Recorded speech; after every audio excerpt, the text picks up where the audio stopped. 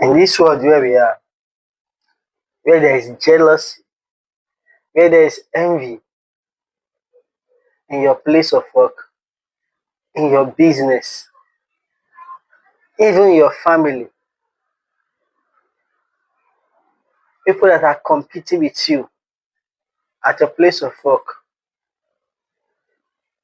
at where you do business, in the environment where you are, one need to be wise, one need to be smart.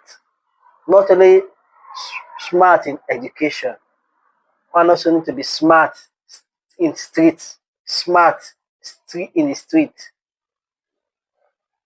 Education is good, make you to be clever.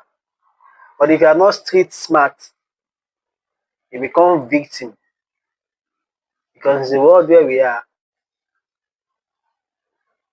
people don't like to see you progress.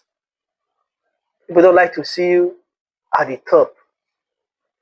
They just want you to remain in that spot where they are.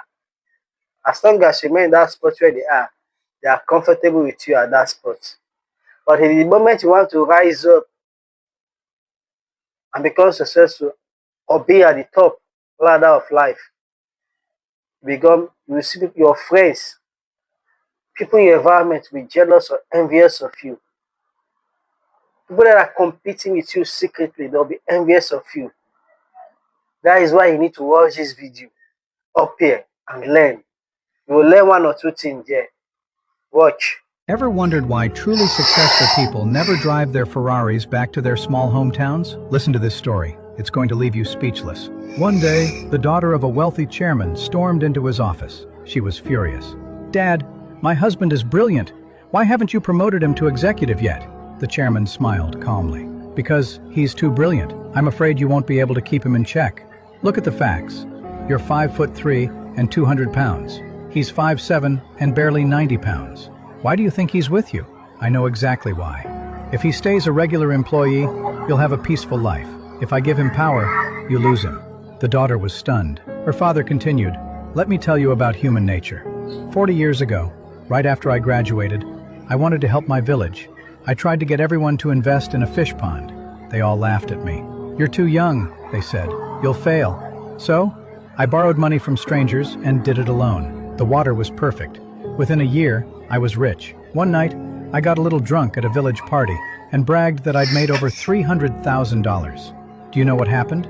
The next morning, every single fish in my pond was floating belly up, poisoned. They destroyed my business because they couldn't stand my success. I had to leave my hometown and start over from zero. Years later, I wanted to build a luxury villa for your grandparents back in that village. I hired the best crew. I thought it'd be smooth. I was wrong. The land we owned? The villagers had reallocated it for a road.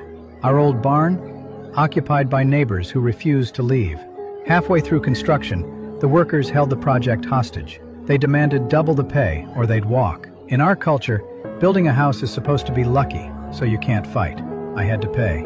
Every brick, every bag of cement, it cost me twice the market price. Later, I overheard the truth. They did all of this because I drove into the village in a luxury car. They saw the car and decided I was a target. My father told me later, when I built my house, I didn't pay a cent for labor. The neighbors came and helped for free. We drank together, we ate together, we were a community. But times have changed. We think showing off brings respect. In reality, it just creates enemies and schemes. The smarter you are, the lower you stay. Listen, in this world, nobody, except your parents, truly wants you to do better than them.